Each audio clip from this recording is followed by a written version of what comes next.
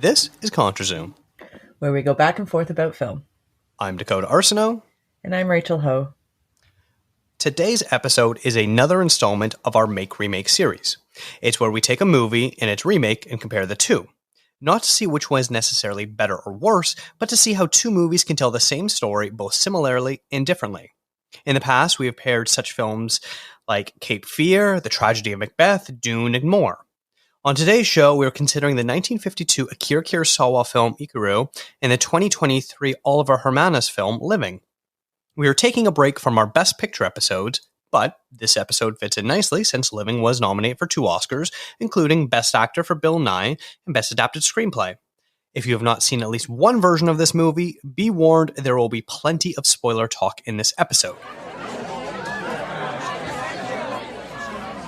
is the story's main character.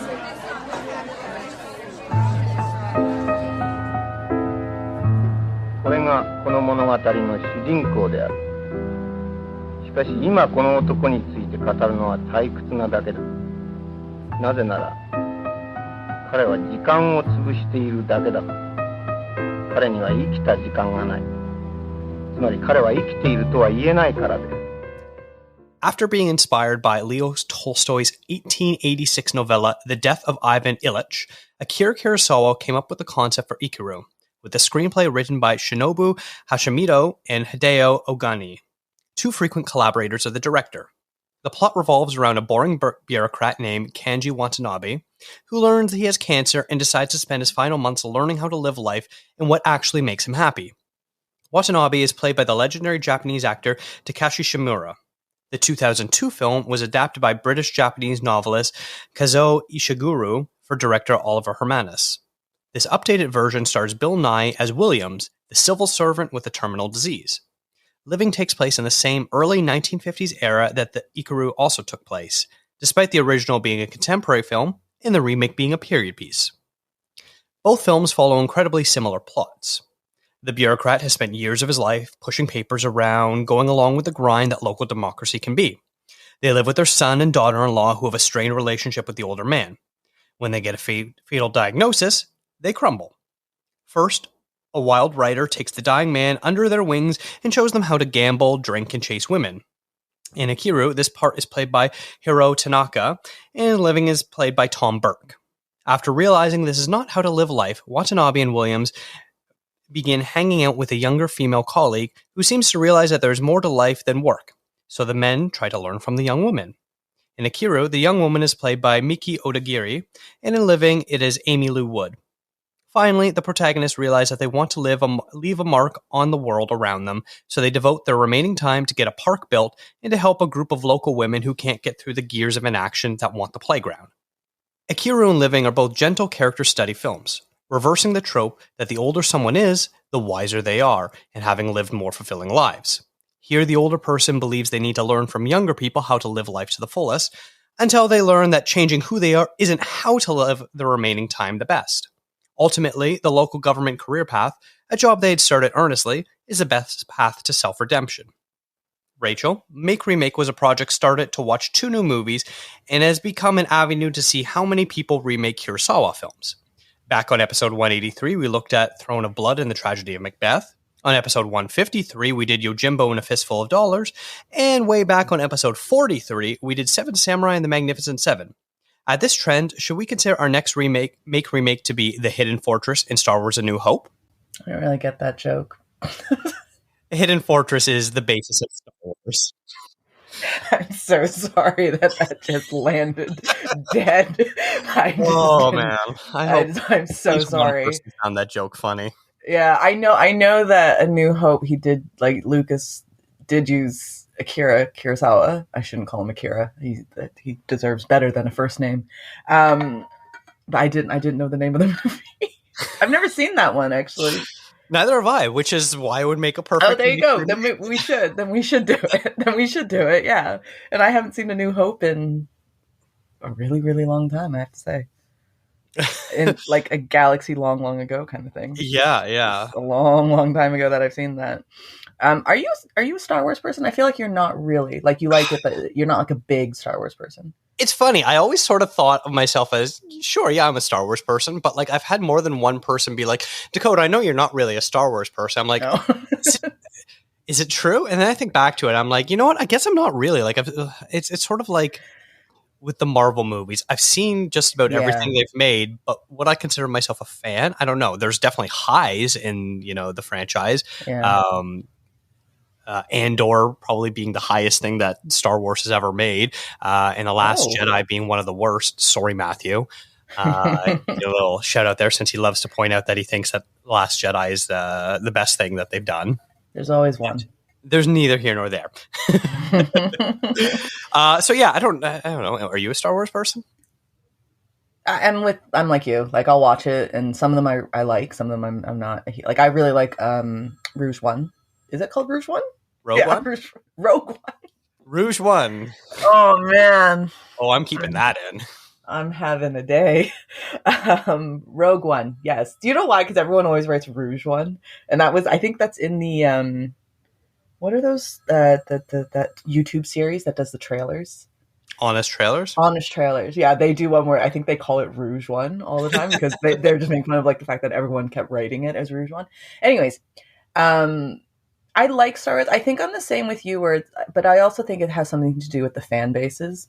And I would count Star Trek to be in the same thing. Like, I like Star Trek a lot, and I've watched like a few of the series. Like, I really enjoy it. But I would never ever go out there and be like, yeah, I'm a big Star Trek fan, because the second you do that, the actual like really rabid fans will come at you and be like, well, tell me about this. Like, do you know what color this shirt was in episode 261? Like, you know what I mean? Like, so I always be like, no, I'm not a huge Star Wars fan or a huge Star Trek fan or I'm definitely not a huge Marvel fan. I like Marvel, but yeah. I find it's more the fan base reaction to it. But anyways, it's neither here nor there about Living or Ikiru. So I really hope Matthew Simpson is not listening to this episode, because we're just clapping over everything he likes right now. I like Star Wars, Matthew. We have talked about this. Star Trek. He's a huge Star Trek. He is just a big Star Trek fan. Yeah. I was talking to him about Cronenberg, and then he just brought up that Cronenberg is in Star Trek. He's in it, yeah. Yeah, and I always forget about that. But that is one of his kind of handful of acting roles was in Star Trek. Yeah. Oh, well. Anyway. Yes, that's neither here nor there. Before we sort of get into these two movies, I feel like I need to do a little bit of a backstory on why we decided to do this. You actually saw Living last year at Sundance Festival. Is that correct? Yeah, Sundance, yeah. And basically, as soon as you saw it, you had messaged me and you're like, whenever this movie comes out, we need to do a remake on this. So this has been in the works for literally a year now. Because it took so long for this bloody movie to come out. Like, it really...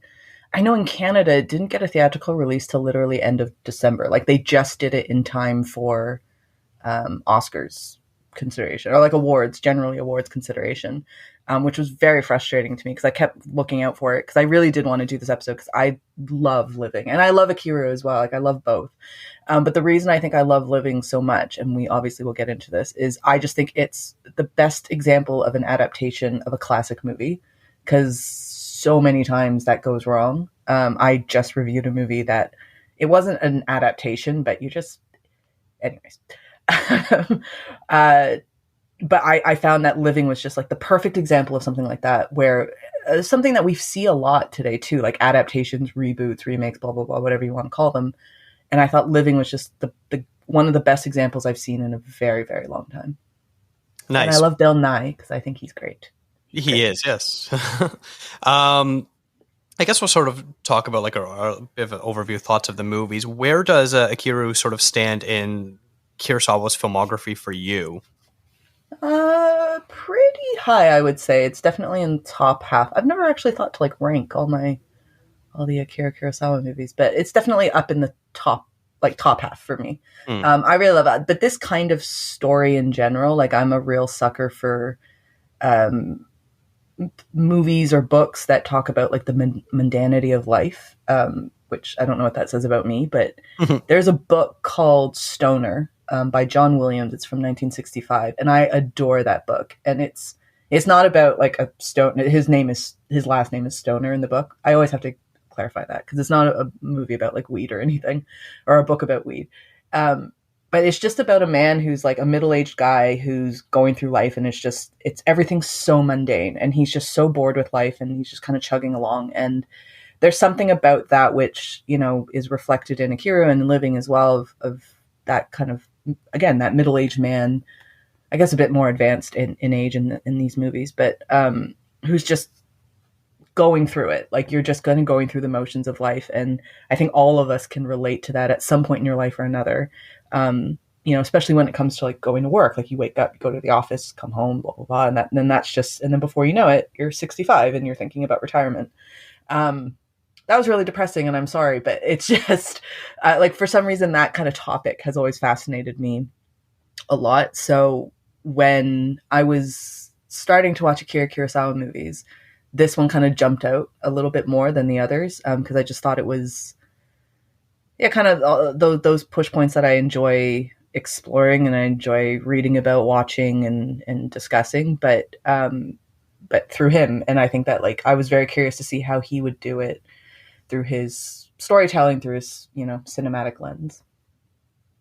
Nice, yeah.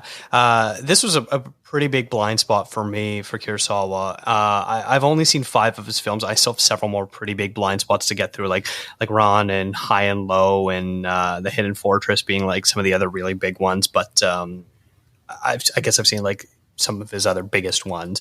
Seven Samurai is still my favorite film of his, and it's sort of nice where all the movies I have seen of his have been samurai films, so it's kind of nice to see a non-samurai film of his. And I know he didn't only make samurai films, but that's obviously I was going to say, that is what he's best known for, right? Yeah. So it's not, I think you'd be forgiven to think, not to think that he only did samurai, but like forgiven that those are the films that you first went to. Yeah. It's sort of similar to like the Martin Scorsese thing, where he's most known for gangster films, but he has done plenty of other stuff as well. And Kurosawa had a very long career and made a whole lot of very different movies. And this is one of the ones that he made that doesn't focus on either being a period piece or a samurai film, whatever sort of however you want to describe it. But yeah, it's instead, it's almost it's a lot similar to something that Yasujiro Ozu would do. Obviously, there's a bit more flair to Kurosawa's style than Ozu, who is very much I put the camera on the tripod and I don't touch the camera at all sort of mentality. But both very similar in style of, let's sort of get to the root of what does it mean to be a person who is alive, or in this case, someone who is dying. Which I would say too, though, his samurai work kind of, I think one of the reasons why his samurai films have endured for so long is because they're not just like quote unquote action movies, right? Yeah. Like they're not just movies that are just about, you know, I was going to say wham bam, thank you, man, but that's that's a whole different thing. It's like, they're not just about like just fights. Like they're not just fighting and that kind of thing. His movies have always had pretty deep character studies and always searching. I always found them to be like searching for humanity in his protagonist and his antagonist as well. And so I think that like that's what makes him such a great, like that's why we still talk about him, right? Like after so many years. I say after so many years, but I always forget that like he was working up until the 90s. But in my head, he's like he's a very old filmmaker that belongs to a different era. But yeah, no, he worked for a long time. But yeah, so I think that like that's what makes, and you brought Martin Scorsese up. I think it's the same thing. Like a really good filmmaker, it's not just about them being able to do a genre really well. And when they do that genre, there's always something deeper and something more meaningful within it. And that's what makes them great. Like that's why in 50 some odd years, people are still going to be talking about Kurosawa, and they're still going to be talking about Scorsese as well. Yeah, absolutely true. On the other side, Living, I think what's most notable about this is it kind of feels like it's Bill Nye's biggest part he's ever had in a movie that sort of made its way to North America. Obviously, he's had a very long and lengthy career in England. But you look at the stuff he's most well known for, it's always been sort of supporting roles. Yeah. His work with Edgar Wright and Shaun of the Dead and Hot Fuzz, very small parts in both of them. His work in Pirates of the Caribbean. He's so good in that. He's so very good in that, but it's, he's so good in Pirates. It's a smaller role. Yeah. Love Actually, smaller role, same sort of thing. Movie I really loved a couple years ago, Emma. smaller role. Yeah, And so yeah. I think this is a sort of role where we finally get to see him, you know, truly commanding the screen, and he really does. And so it's sort of fascinating that, like, you think about it, like, oh yeah, Bill Nye, great actor, and then you're like, oh, this is his first Oscar nomination, and you wonder why, and then you kind of go through the list of movies. He's never really had like a super substantial, really meaty part. Which is fascinating because we do consider him to be like of his age group, especially like he's one of those actors, right? Like one of the ones that we would have reverence for in the acting field. But it's kind of insane that he hasn't. But you know, there's always been there's like a long line of character actors who are always in supporting roles, but they're tremendous. Like I think of Sam Rockwell as like a really good example of that. It's just someone who's he's had obviously main roles, but like he's best when he's in a supporting character. Like he's best when he's in a supporting role. But the thing with Bill Nye that I find interesting is that I wouldn't necessarily call him a character actor, really. Like I don't look at him and think of him as a character actor. But yet you're right. Like he's always just supporting roles, which is not a bad thing. But it's bonkers to me that after all these years, this is kind of the first time that he's had, this is all him. Like this movie is entirely him. And it starts and ends with his character and him on screen. So, it's just nuts to think of an actor that we hold up I think we hold him up pretty high, or like we put him in pretty high regard. And yet, yeah, hasn't had too many times to shine. But I suppose he probably has worked on the stage a lot, especially in London. I'd have to imagine that. Yeah, I imagine so. I don't really know if he is a theater actor as well. I know he does a lot of like British television work, where like, doing like small series and stuff like that. Where I'm sure any British listeners are probably pulling their hair out, being like, "How are you not naming, you know, X, Y, and Z shows that he worked on, where he was the lead character in that?" But like, just going on like films, he just never has really been given the opportunity to really lead a project in a way like this, as far as I'm aware of. So I'm going to say I'm on his Wikipedia right now, and he has done a lot of stage work for the National Theatre in London, which makes a lot of sense. But also a lot of radio work for BBC, which makes sense again because his voice is incredible. He's got a great voice. So yeah, completely makes sense. And a lot of video game work. Who knew? Bill Nye just doing his thing. Good for him. Yeah.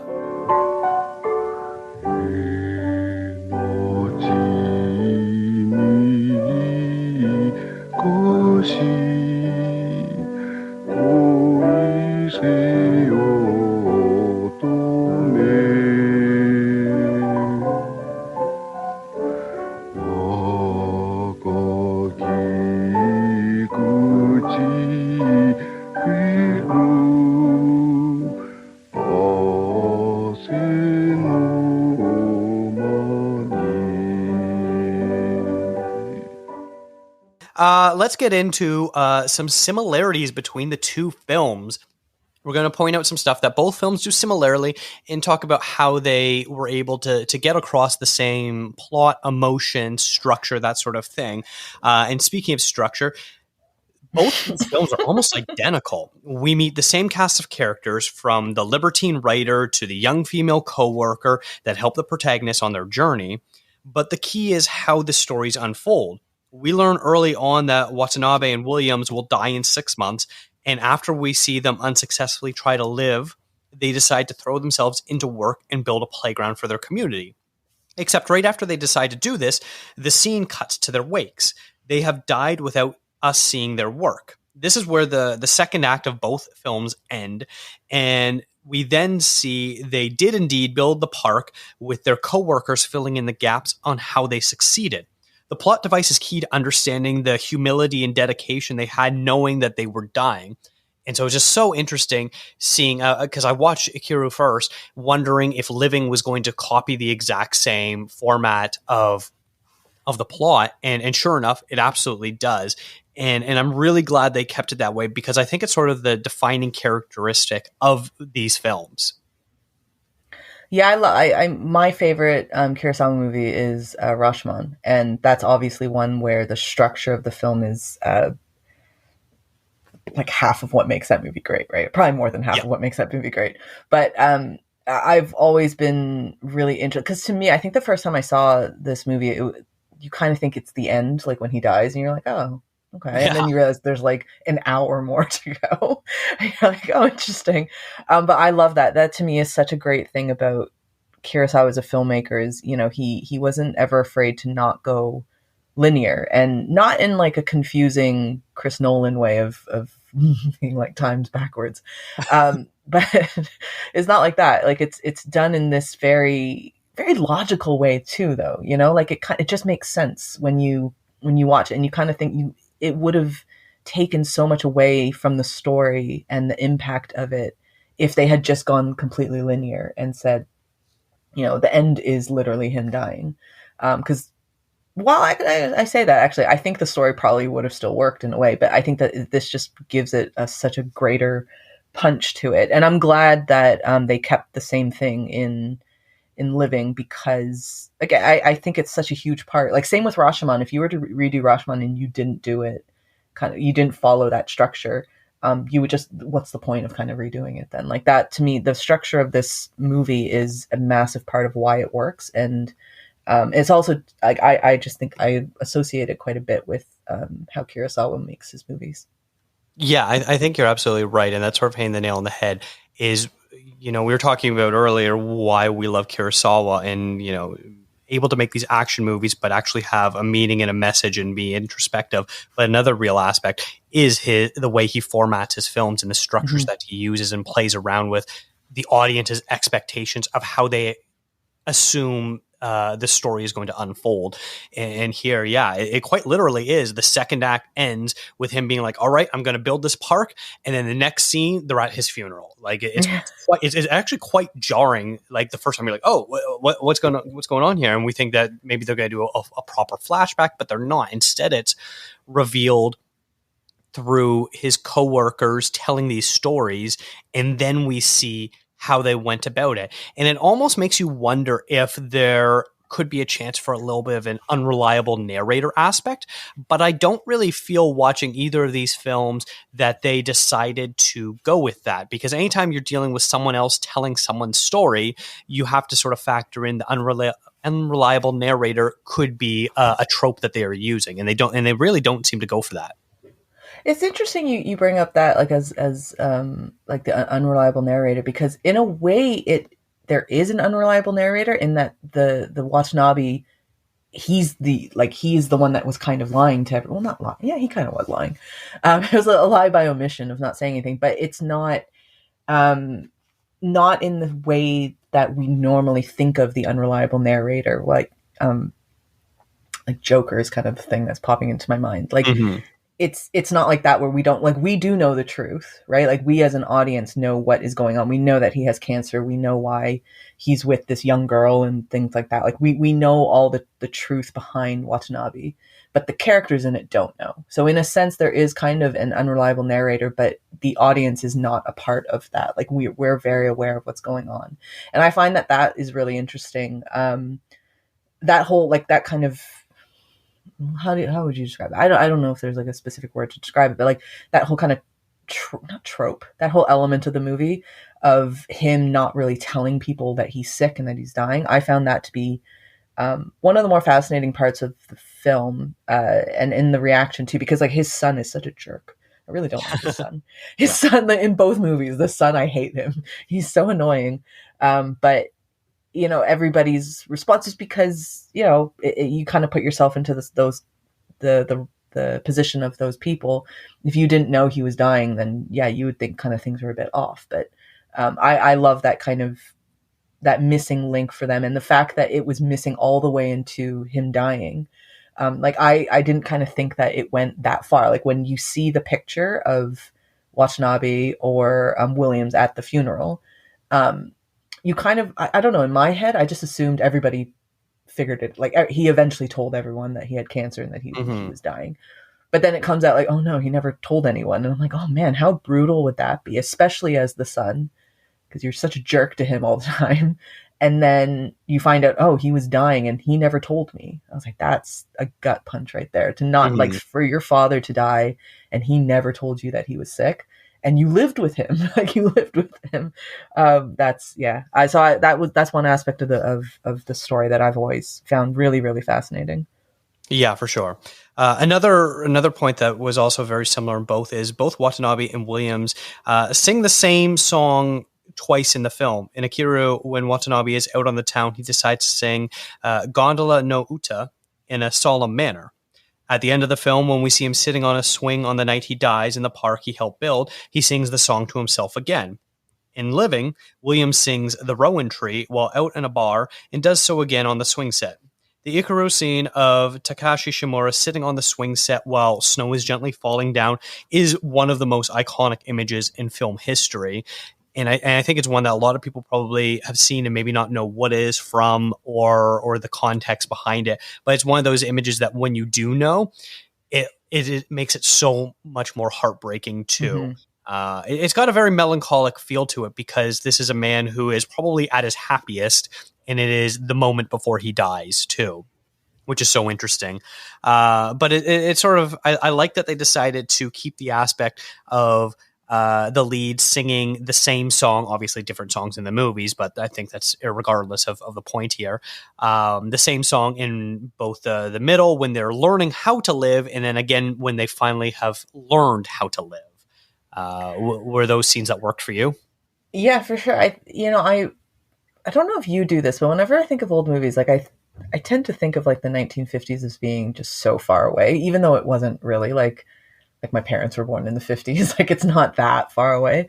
But sometimes I'll watch these older movies and I'll just be like, oh, like they had hair dryers back then. Like good for them, you know?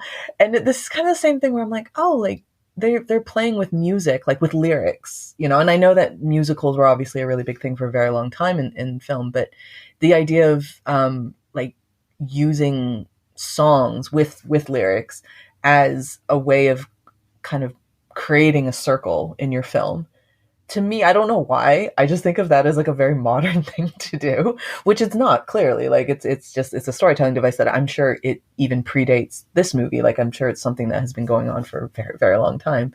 But I love that. I like in, you know, any time that you can kind of put a bow on a movie, it's beautiful. And if you can do it really well, like a really pretty bow, it's always very satisfying at the end. And even though, like you said, it's very, very melancholic and in that, like he's about to die, like in the last few seconds he's about to die, he's singing this song that obviously means a lot to him and has made him think and question and wonder.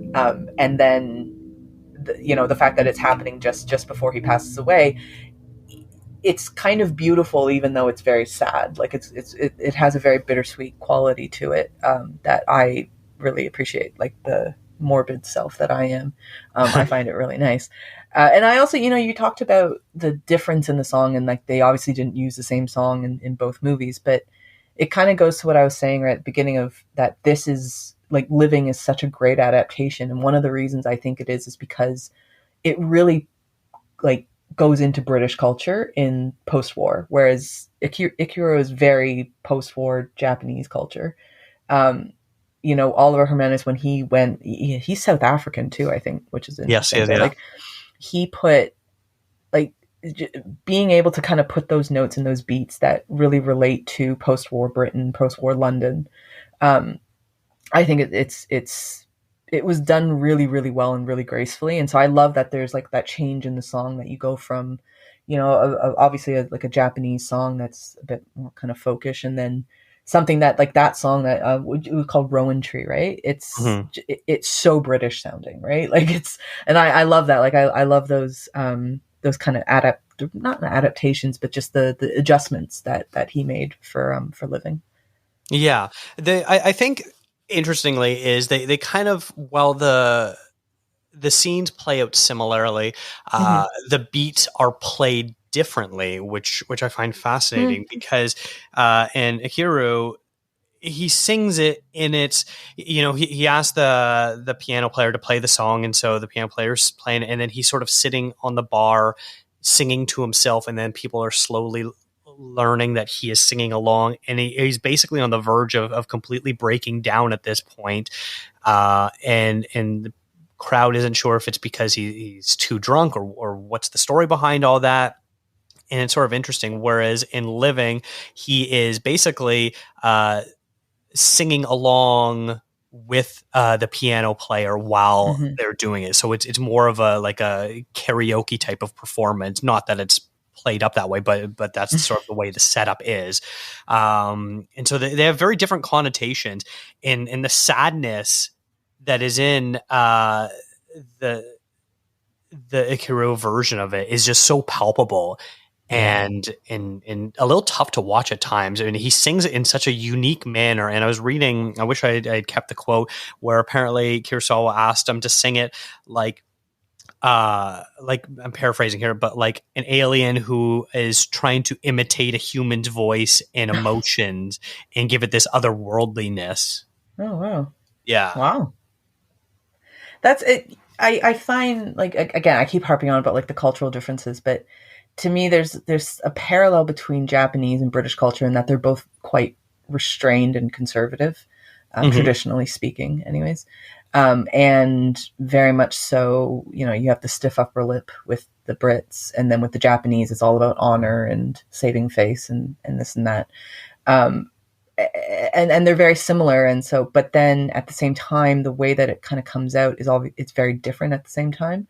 You know, like when you talk about in Ikiru with Watanabe, it's like, it's so intense.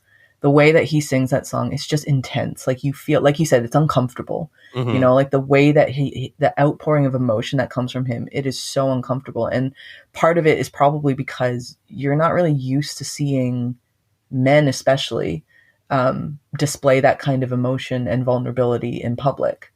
And on the living side of it, it's kind of the same, where it's again showing a vulnerability, but it's in a very British way. Like it's a very, it's a bit softer in a way.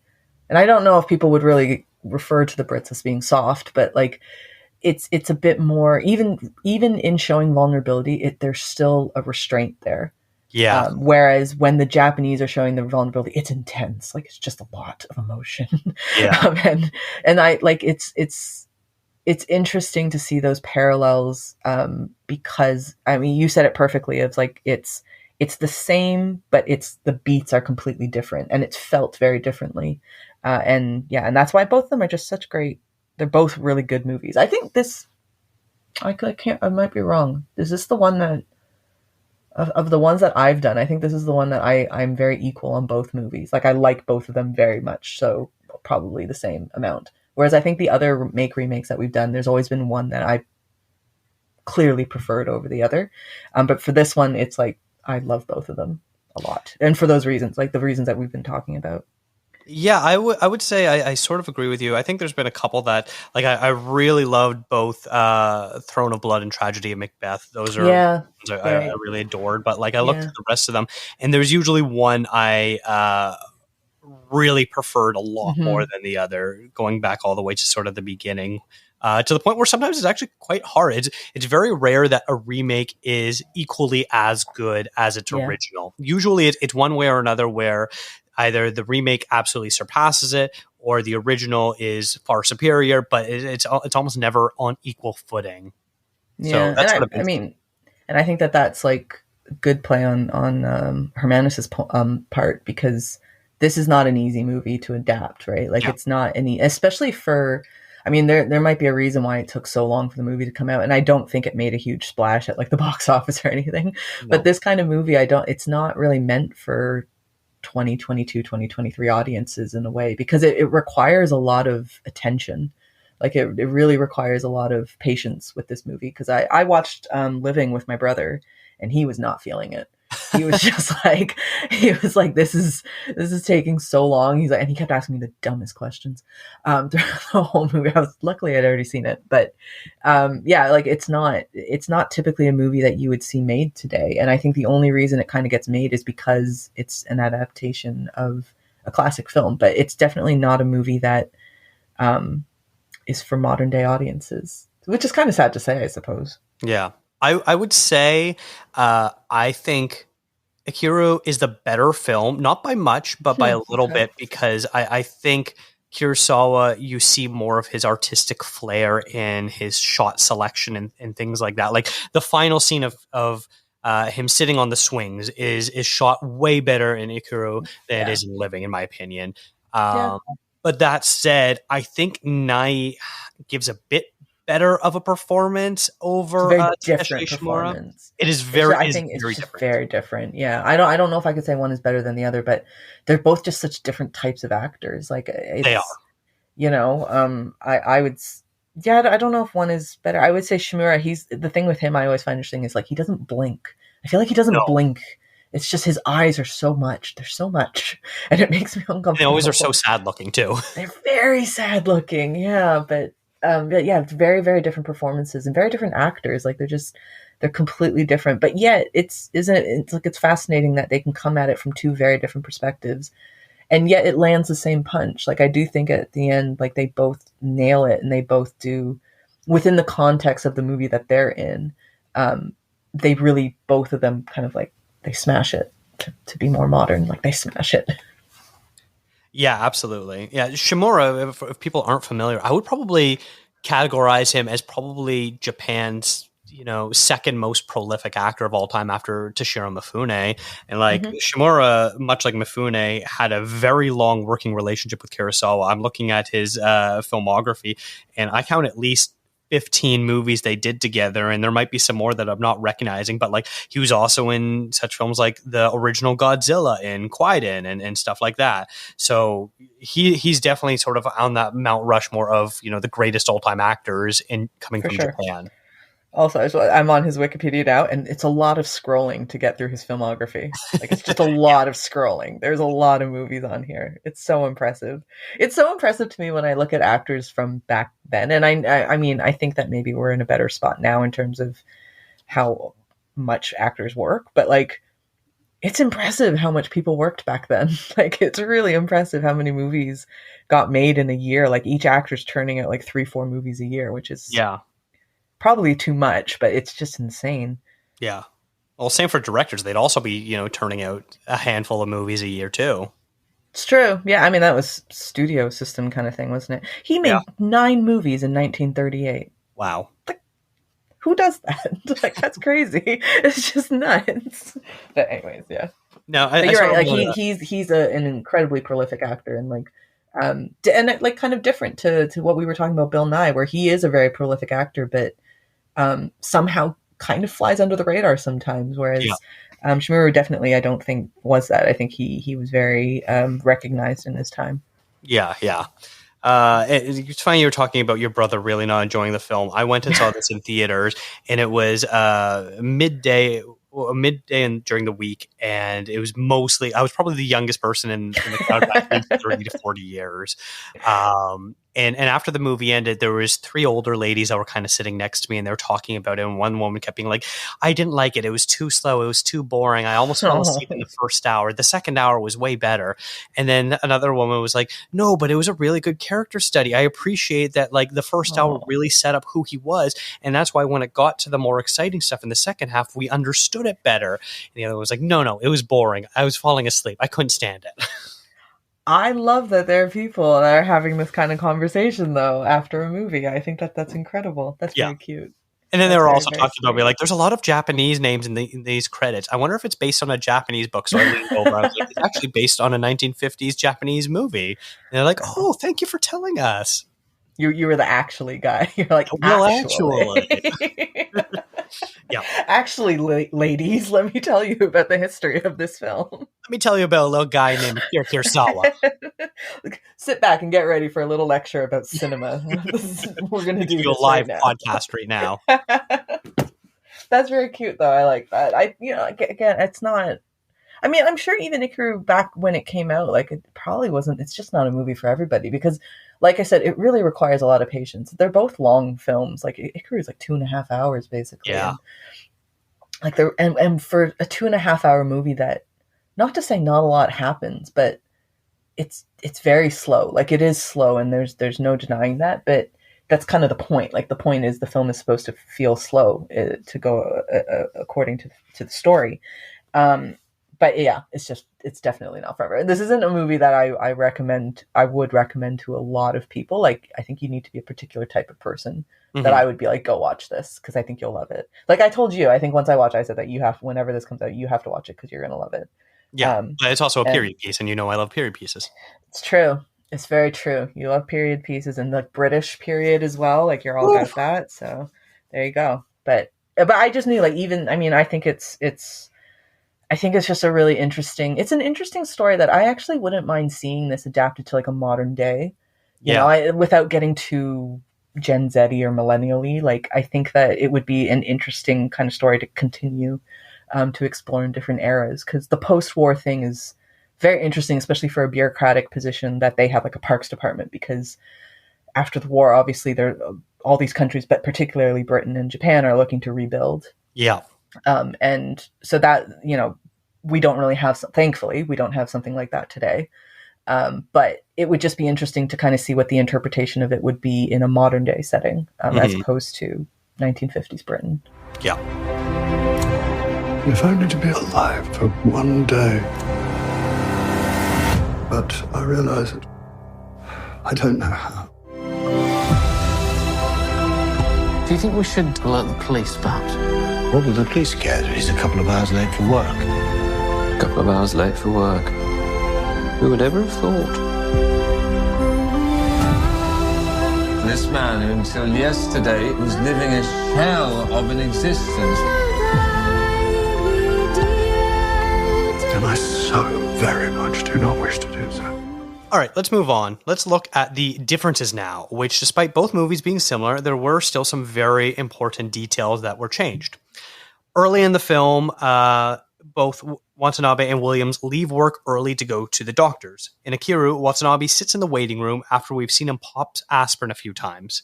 While there was another patient there who sees him grimacing and explains his symptoms in detail, that first it starts out as a small ulcer in his stomach, and then it's growing, now it's cancerous, and how this is essentially a death sentence and he'll be dead in 6 months. This freaks out Watanabe, and when he finally goes to see the doctor, he asks for the honest truth. Instead, the doctor just says it's an ulcer and he will be fine. This is going to be a decision that we'll discuss a little bit later in a bit. But in Living, Williams goes to the doctor and he says Williams' condition is fatal, but we don't actually learn what the disease is at any point during the film. I'm not even sure they even say cancer at any point. They just say my illness, my sickness, things like that, and repeat it. And we never really see any sort of lead up to it, like at least with in Ikiru, we see him taking the aspirin, so that's sort of a, you know, something we see people that have ulcers and stomach pain, that's how they try to do it, in fact can inflame the disease, whereas in Living we get sort of none of that at all through any point in the movie. I also think there in Ikiru there's one scene that I really like where it's just before he goes to see the doctor and he's in the waiting room.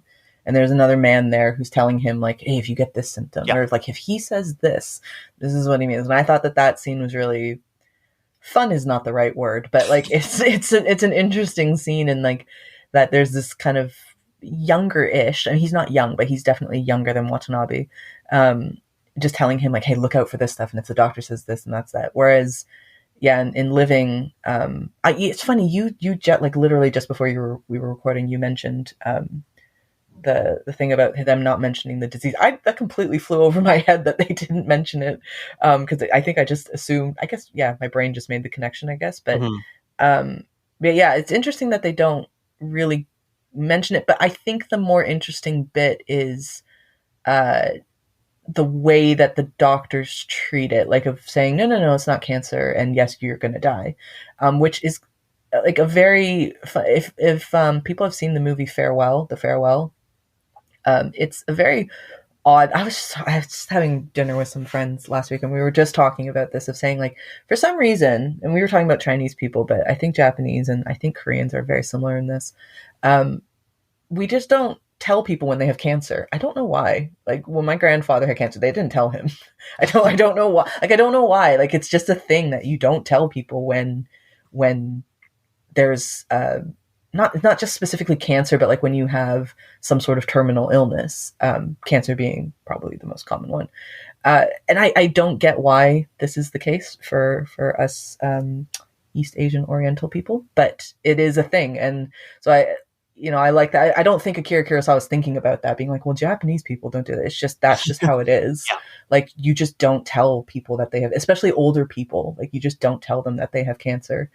Because I think I guess the mindset is, what's the point? Like, they're old anyways, and they're going to get sick and they'll pass away, but they're old. So what's the big deal?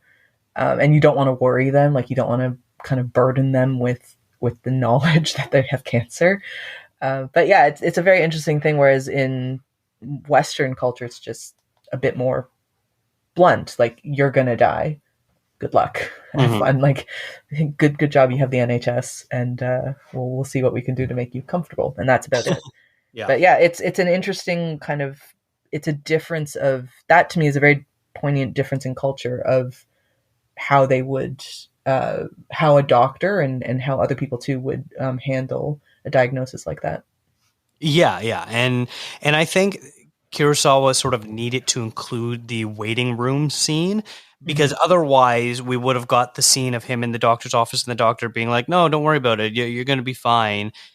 And the movie I almost wondered if it was going to play out, because we didn't get the actual diagnosis from the doctor. I was like, oh, maybe it actually was a mistaken diagnosis, or he actually will, eventually end up being fine. And it wasn't until he died that I was like, oh no, that actually was true. And that's why I was doing a little bit of reading afterwards and sort of, what you had touched on there. And like, I know The Farewell is basically an entire movie dedicated to the subject of, do we tell them they're dying or not?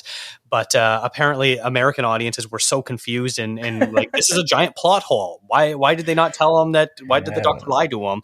And they had to be like, no, in Japan, this is sort of how people receive fatal diagnoses. They don't get them. They don't want them to have the last months of their life spent worrying and upset and sad, when instead they could be, just continue living life as they always had.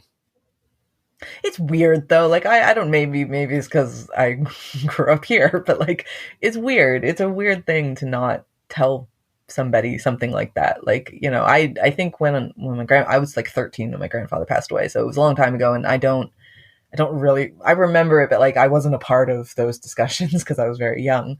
But when I look back on it, I'm like, that's kind of messed up that they didn't tell him. I was like, that's really messed up. Like, my grandmother had COVID. They didn't even tell her she had COVID. What? She was fine. Just FYI, she's absolutely fine. My grandmother's fine. And that, I wouldn't bring it up if she wasn't. But they didn't tell her because they were like, they don't want to worry her. And I was like, but shouldn't she know these things? She still has the symptoms.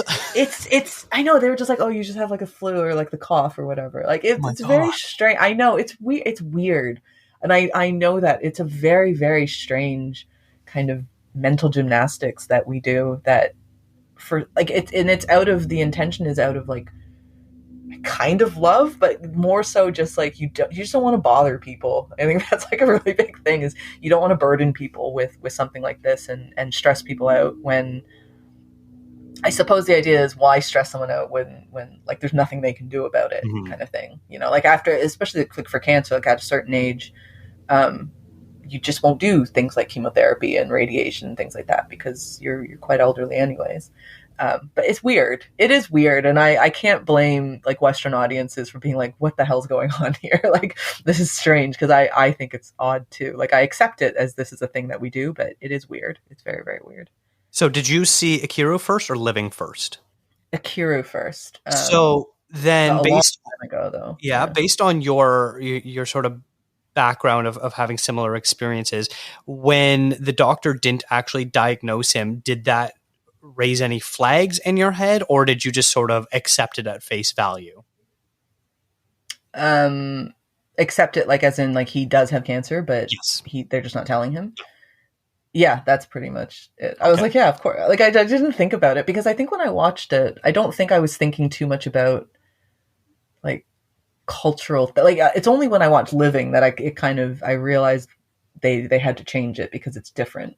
Yeah. And I think even watching The Farewell, like, I don't even think I quite processed that we do something like this and how strange it is until I saw The Farewell. I'm like, oh, it is kind of messed up that we don't talk about this. I never really thought about that, because I don't know. It's just the way things are, right? Like, that's just the way I grew up, and that's just how I knew it to be, because it's not like I was talking to like my white friends about, hey, when your family gets a cancer diagnosis, what do you guys do? Like, what's going on there?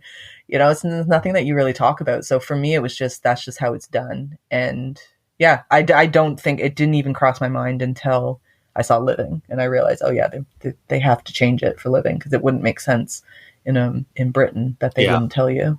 The only part in Living where I kind of rolled my eyes a little bit was we don't get a proper diagnosis, and the best we get in this is the classic scene of him coughing into a handkerchief, and there's blood spots in it. And I'm just like, oh, really? We're doing one of these in 2022? Hey, my God, he's dying. He's got blood on his handkerchief. It's the most annoying thing that anytime somebody is dying, it doesn't matter what you're dying from. Yeah. It really doesn't matter. If you're dying, you bet they will have a handkerchief, and it will be white, and there will be red spots on it. Like, that's 100%. And they'll look at it and be embarrassed and hide it away. It's so. I always think of Breaking Bad. Like, if you watch Breaking Bad and you did, like, the only way that you knew that he continued to have cancer was because he kept coughing and kept coughing blood up, and you're like, all right. We remember, well, you still have cancer. We get it. But yeah, it's a weird little thing that they do, isn't it? In dying movies, that they feel that, like, is there no other way of showing it? Yeah. I get it. It's a shorthand of showing and not telling, that sort of thing. But I guess, but like in Ikiru, he what does he do? He kind of hunches over. They both have scenes of them having to excuse themselves to throw up. Yes, which makes sense. Like, it's stomach cancer, so it makes sense. But he's like, well, assuming Living, it follows the same thing. But I think they do the hunch over, and like, he's in pain because it's his stomach. And then the thing I found funny was like his voice kind of goes. And I was thinking, I was like, would stomach cancer like mess up your voice? Because I'm like, lung cancer certainly would, sure. Yeah, I don't know if you're coughing and throwing up constantly. I'm sure. True. This number on your larynx. True. I guess, and you're just tired, like you're in pain, so you're just a bit more tired. So your voice would reflect that. But yeah, I get. Yeah, it's a funny thing, that coughing into a handkerchief nonsense. But how else would we know? Like, this is how we know that Bill Nye is not well. That's how we know. Yeah. All right. In the final act of both films, the protagonist co-workers slowly reveal how the men built the park and the lengths they went through, all without ego or hostility.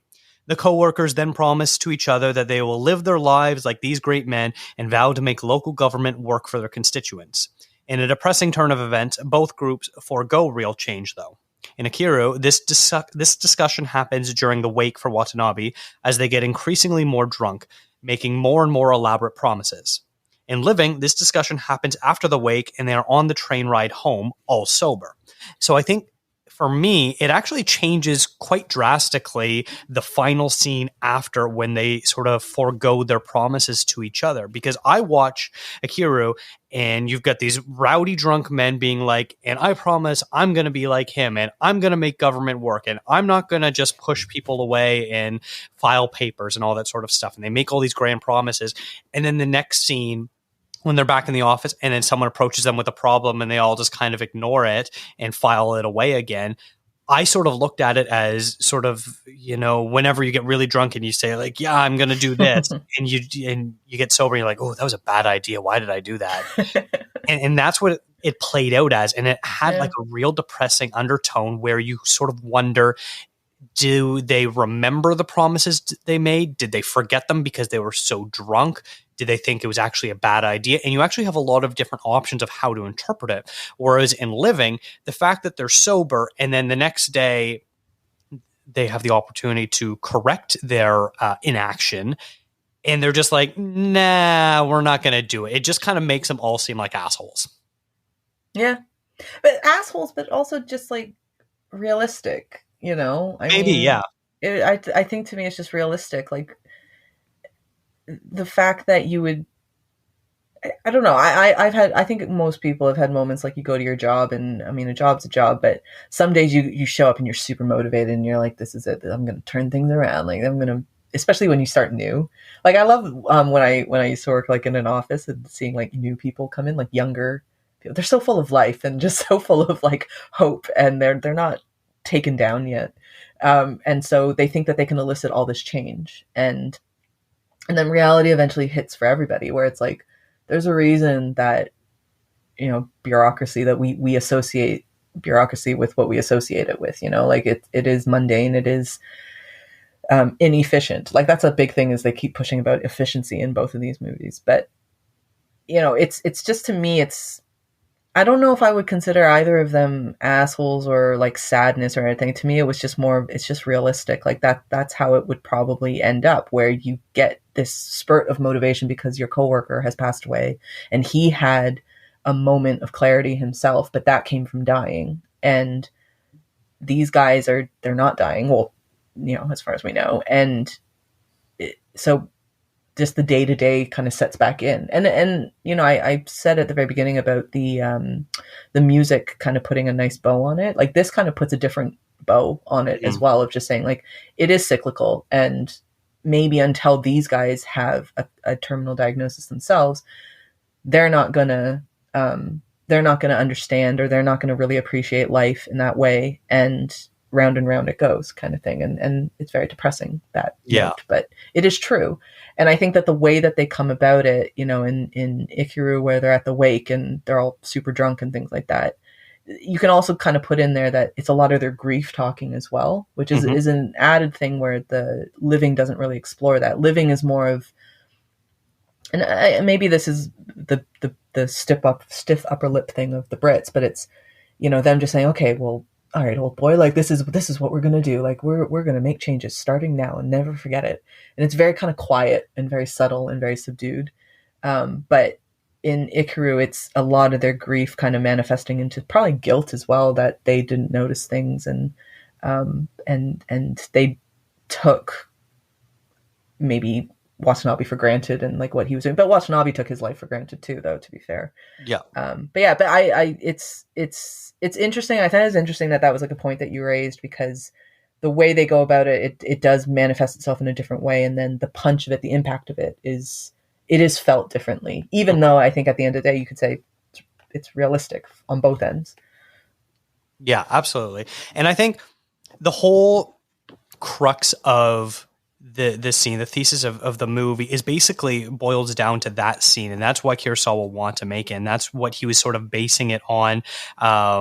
The Tolstoy concept of the sort of humanity is really sort of only after their own self-interest and won't change if they don't have to, and all that sort of stuff, where it basically, because with Ikiru, you get like 2.5 hours, and it's basically 2 hours and 15 minutes to lead up to this final 10 minutes. That is the entire point of this movie, and that is why you're watching this story play out, is to sort of feel the gut punch of the lack of humanity in us all. That's so depressing. That is like it's interesting you say like you go 2 hours 15 minutes, and literally the end of the movie is there's no growth, there's no change. Yeah. It's just, it was all for nothing. Yeah. Like the last 2 hours were for nothing, which is maybe also why, audiences aren't really feeling that today. Because I think audiences today, we like to see like a change, right? Like we want to see a character get better, or things get better. We want some hope or something like that. But, it is a lot more depressing than that. And that's probably, I suppose, something just with age, that you kind of accept it, that, things don't really change from era to era. And I think it's fascinating as well. Like I had said before that I would love to have seen, or I would still love to see, a modern day interpretation of this, because that end point will still be the same, right? Like, and all of us can still relate to it. And I'm sure 50 years before Ikiru came out, people then thought the same way, and like it's just really depressing, isn't it? That it's like that circle of life just kind of continues on, and and we never seem to be able to get out of it. It's funny. All in all, it basically feels like one dramatic episode of Parks and Recreation. In a weird way, yeah, you're right. Actually, when I was watching this with my brother, he kept saying to me, "Oh, is this like Parks and Rec?" I'm like, "Shut up!" Like it is, but it isn't. Like, shut up. He did kept bringing that up because he was like, "Oh, it's like Parks and Rec. Like they're trying to build a park." I'm like, why are you here? And then I kept telling him, maybe you should go somewhere else. You don't need to watch this with me. So much so that the very first season of Parks and Rec is them literally trying to fill a hole and build a park.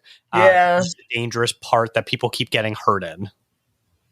Actually, now that I think about it, do you think that they lifted it? Like they kind of took a bit of... I wonder. Because it's Michael Schur, right? Like that's one of his things. And he's a big film dude, I believe. Yeah. If I'm not mistaken, Michael Schur is like a kind of a bit of a film nut. So maybe that actually might He probably be a thing. propose and be like, it's Ikiru, but it's funnier. But it's funny. With Amy Poehler. Yeah. I actually, now that I never really got into Parks and Rec, but I have really seen the first good. season. You know what? I watched like the first couple seasons and I like it. I think I watched up until Rob Lowe leaves. And then when Rob Lowe left, I was like, oh, I'm good. Don't need to watch it anymore. But yeah, oddly, yes, we should have done a remake with Parks and Rec. Maybe. That should have been the thing. That's our double bill pairing. There you go. The Farewell and Parks and Rec. Yeah, the Farewell and Parks and Rec. If this oddly very fitting, though, isn't it? Like oddly very fitting. Yeah, it literally is. If you take Parks and Rec, the workplace sort of situational comedy, and mix it with Farewell refusing to tell someone they're dying, you get Ikiru. That's the way to sell it to 21st century audiences, right there. Just saying it's a cross between Parks and Rec and the Farewell. Enjoy. Do you have any last things you want to mention that are either similarities or differences? No, just that I really enjoyed both of these movies, and I'm glad that we finally got to do this episode. And it was fun actually finally getting to talk to you about Living. Yeah, I've been waiting for you for like a year to watch this. I know, quite literally. I think one little fun thing I want to mention is a little Easter egg I noticed is in Ikiru, when the young woman leaves the bureaucratic office, she goes to work for, I guess, a toy company, and they manufacture these rabbits that bounce around. They're like wind-up rabbits. And in Living, the young girl leaves to become a assistant manager at a local restaurant.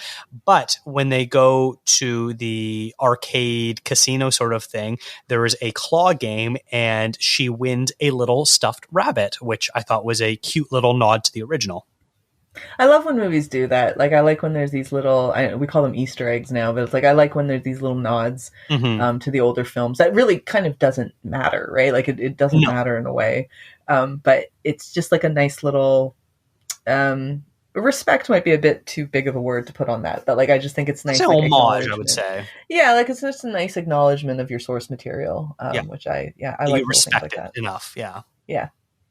Yeah, it didn't make any difference to the plot, but it was a nice little sort of thing because both films do feature scenes of them going to this sort of like casino arcade sort of thing. And so it made sense. And then using the claw game with the little rabbit was just sort of a nice, and then it shows up in a second scene later again.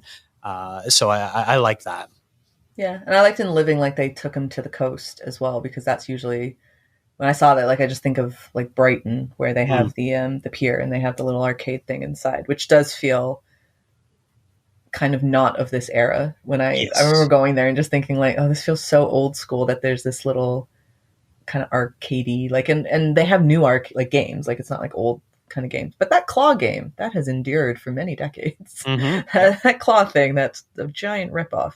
It's just endured for generation to generation. But yeah, absolutely. And then everything else was sort of like little small things. In Ikiru, he's called Mr. Zombie, and in Living, the Mummy, and Living, he's Mr. Zombie, stuff like that. I don't think he's hitting on the young girl in Living, whereas there's a bit of a flirtation sort of misunderstanding in Ikiru. I don't think he's hitting on her in Ikiru, though. I don't think he is either, but she interprets it as he is. Yeah, and I would say, though, and I think in Living, she at first interprets it as that, but he gets it out quicker that he's sick. Yes. Like, I think that he mentions it faster, and whereas in Ikiru, he doesn't. And again, because he's so intense, like, it does feel creepy. Like, I get a little bit, yeah. I would be a little creeped out, too. Yeah. But yeah, I think this was a lovely pairing, and I am really glad we did it. So we'll have to figure out how to continue the Kurosawa trend of her make remakes. Well, I think we should probably do the New Hope. That actually makes a lot of sense. We could get Matthew in here, and he can ride the whole show. Like, it'd be great. Yeah, we'll have to talk to him about that. All right. Well, Rachel, where can listeners find you and what have you been working on?